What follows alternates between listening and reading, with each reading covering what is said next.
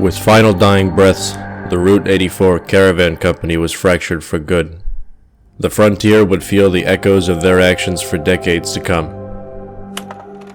With the destruction of the last functioning aircraft carrier of what was once the United States, the Enclave's hold over the West Coast was finally broken for good.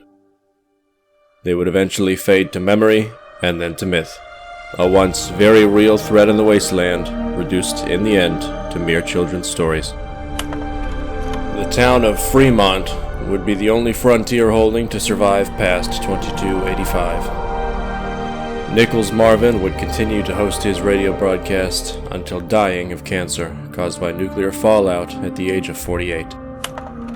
With no one to help them, the residents of Vault 29, who would survive nearly 2 centuries underground, would run out of air long before running out of food.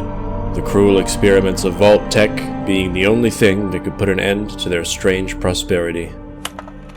Fred Gett would look after the old Melville bomb for the next 34 years, being one of the last living inhabitants of the region. Spending his time in the Northwest Commonwealth almost entirely alone, he would find purpose in his duty to protect the old weapon from those who would attempt to use it. Fred would die alone in old Millsville, still clutching a photograph of the woman and child he'd left behind in Shady Sands for work long ago. The town of Hope would never recover from the damage caused by Caesar's Legion, and would eventually fall victim to the sands of time, forgotten entirely. The bodies laid to rest in the town by NCR would remain undisturbed, the walls a solemn reminder of the consequences of war. Having witnessed the horrific display of strength by the NCR in their battle over the frontier, Captain Miller would abandon his post and head north into the remains of what was once Canada. He would never be seen again by the NCR, and his fate is unknown to this day. Tobias Hellborn, left without the support of the Enclave and haunted by his decision to fracture the independent coalition militia in its name, would take the remains of the caravan company he had once traveled with to find a new home to the east.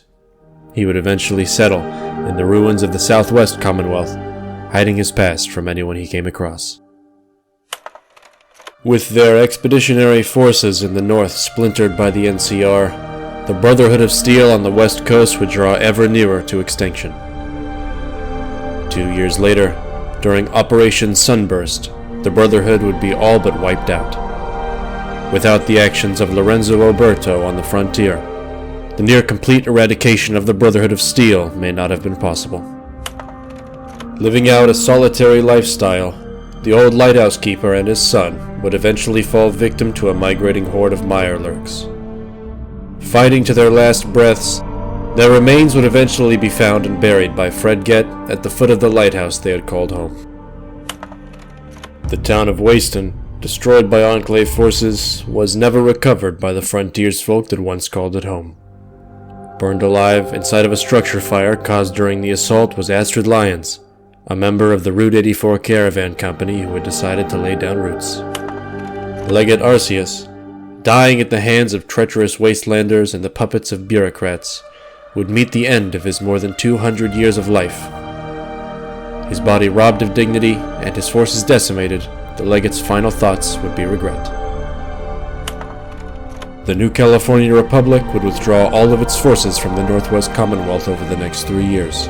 Needing additional soldiers to wage war over the Mojave, the region would be all but forgotten by the NCR for the next decade. Lorenzo would abandon his post and spend the rest of his days wondering why all of that bloodshed over a patch of insignificant land ever needed to happen. He would erect a memorial to his brother Stephen on the side of his small home's lake.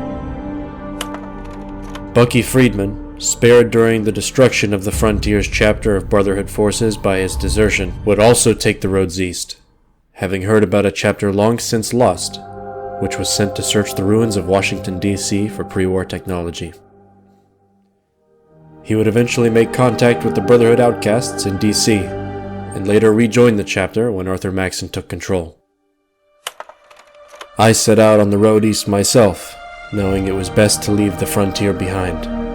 I'm hopeful that one day I can put all of this behind me and see an end to pointless conflicts like these, but I don't think that will ever happen.